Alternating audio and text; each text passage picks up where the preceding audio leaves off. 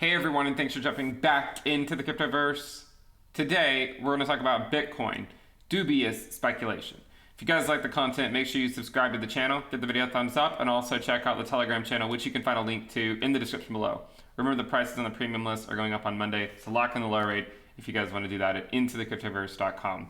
Let's go ahead and jump in. So we did this video yesterday with Ethereum. I thought we would follow it up with Bitcoin. Basically, we're just looking at a very simple equation, the natural log of the price over the 20-week moving average, okay? And what we want to do, the 20-week SMA. So what we want to do is we just want to set that equal to this macro downtrend line. And when we look at this, if I can move this up, when we look at this, we just, see that over time, Bitcoin's extension from the 20-week SMA tends to decrease. Right? We looked at this back in earlier this year to identify the local tops that occurred. But then it always begs the question, well, where would we be if we went there today? Now, the first thing I should say is that this will not work forever. We cannot use this forever. At some point it will break. The reason being because if you look at this where it's equal to 0, okay, so if we take this equal to 0, this is where the 20-week SMA and the price are identical, okay? If the log of the price over the 20-week SMA, if X over the 20-week SMA, if they're the same thing, so if the price is the same as the 20-week SMA, you're taking the natural log of 1. We know that the natural log of 1 is 0. Ergo, if it's 0, that means that eventually this downtrend line would go lower than 0, which doesn't make a whole lot of sense in terms of using that forever to speculate on price, because at some point, the price, that would imply that the price would always be below the 20-week SMA, and clearly that doesn't make any sense. But for now, we'll continue to use it until it just stops working. But I mean, again, so far it still has worked, and we saw it work again earlier this year. So at this point, I think we could probably say it's a relatively conservative estimate of what things are theoretically possible in the short term, and then we can dubiously speculate on a little bit more long term. So you can see that it's already been moving up for quite quickly. In order for us to get back to the top of this downtrend line, we need to go to about 0.7. We also know that the 20-week SMA right now is 43,200. So we just take the natural log of X over 43,200. We set that equal to 0.7, and that'll give us an idea of what could be theoretically possible today in the event that Bitcoin just goes up instantaneously, like within 24 hours. So if that were to happen, then it says the top price in the short term could be approximately $87,000. Now, I personally think the next peak is going to be a lot higher than $87,000, but that's just telling you what it would be if it went there today.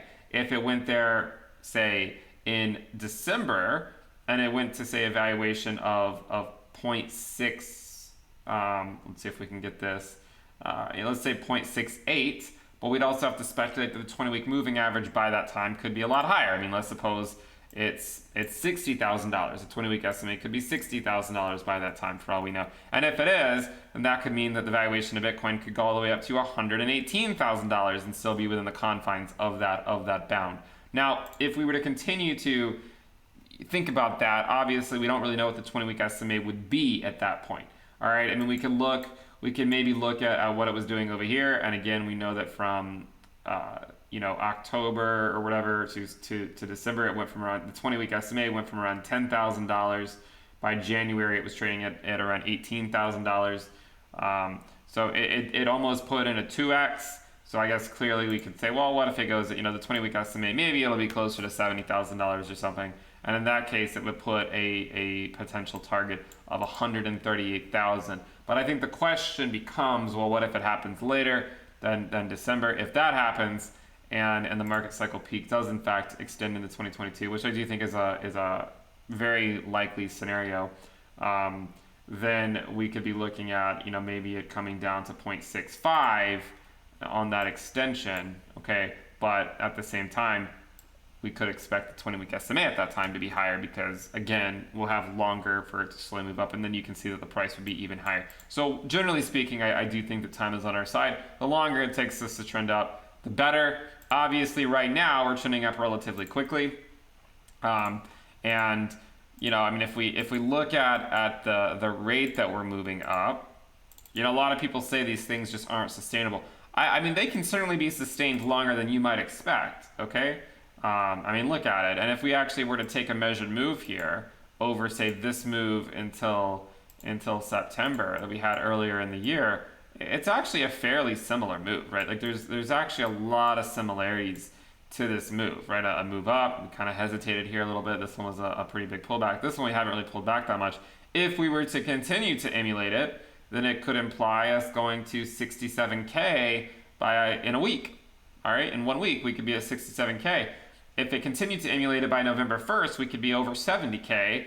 And then if we continue to emulate that move by mid-November, we could be at 74K, followed by then a pullback back to the current prices. If we were to continue to emulate that, very in the same exact manner, probably isn't going to happen. But I'm just overlaying this to show you that while it might seem like something like this is unsustainable, and again, at some point you're right, like we won't be able to maintain this move forever. But at the same time, we know that these uptrends can last longer than a lot of people think they can.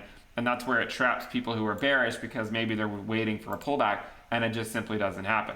For instance, let's talk about if someone were waiting for a pullback over here and it just never happened and then it kept going up and it finally got a pullback and they're probably like, all right, like I'll buy it whenever it comes back down to 33K, and then it just never does, right? It never comes back to those levels. And then finally you do get a pullback, but it was still higher. The pullback was still higher than this pullback over here. So if someone was still waiting to get back on this price because they said, all right, well, I'm not going to be greedy anymore, I'm just going to buy it here the next time it comes in, it hasn't gone there again. So these uptrends can be devastating to people that have been bearish in the past, because if they say, all right, well, I'm just going to buy the next dip, sometimes the dip doesn't really dip that far. And whenever it does take a pretty big dip, by the time that dip occurs, it could be from a much higher price that the lower bound, when it finally does find a bottom, could still be a lot higher than if you had just bought it back over here on the way up rather than constantly waiting for a dip. So, when we talk about these things and we dubiously speculate on what could happen in the short term, we have to remember that uptrends can last longer than people think. If we were to try to draw a trend line here and try to figure out, okay, well, what is a potential target in terms of a pullback. Look, I mean, these trend lines, I feel like at the end of the day are to some degree made to be broken.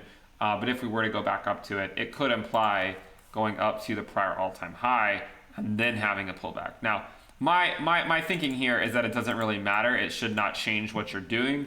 I still look at this like Bitcoin's relatively bullish. And even if it were to get rejected here on the first attempt, I don't think that that's a double top cycle. I just think we might get rejected, and then we'll come again and try another pass at it.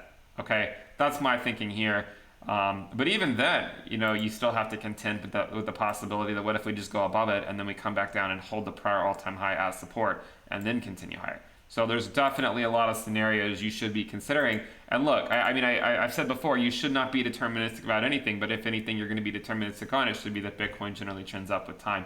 So right now, Bitcoin's trading at 61,868. We saw from the extension from the 20-week SMA, we could still go well above $80,000 and still be within the confines of that metric.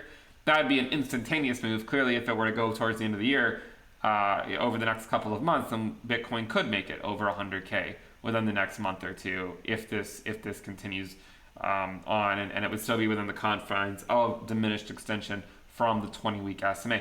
Again, this is not one of those popular things, because if you remember earlier this year, people were saying things like, oh, well, it's a stupid metric, or you shouldn't use that type of stuff, like this cycle is going to be different. But at the end of the day, we still did not make it to an extension from the 20-week that was as high as the last cycle, and that one didn't make it to extensions that were as high as the cycle before that, which did not make it as high as extensions before that. So every single time we come back down, it continues to get lower and lower and lower. So again, I'm not saying we can't go back to those levels, because again, eventually this metric, this type of indicator will break, just because it would imply things that are not really physically possible, in the sense we can't always just be below the 20-week estimate. It doesn't really make any sense. But so far, it has worked out relatively well, and even being a conservative estimate, it still says that Bitcoin could go over $100,000 within the next few months. So thought that you guys might find that interesting. We haven't really looked at this so much since back in earlier this year when we identified the prior local top. But let me know what you guys think of it. If you guys like the content, remember to subscribe to the channel. We do the premium list at intothecryptoverse.com. Lock in the low rate. You'll get access to weekly reports and videos, the Telegram alerts channel, Telegram chat room, the risk dashboard, the trading indicators, the Into the Cryptoverse app, and more. Make sure you subscribe. Click the bell icon to turn on notifications. Thank you for tuning in, and I will see you next time. Bye.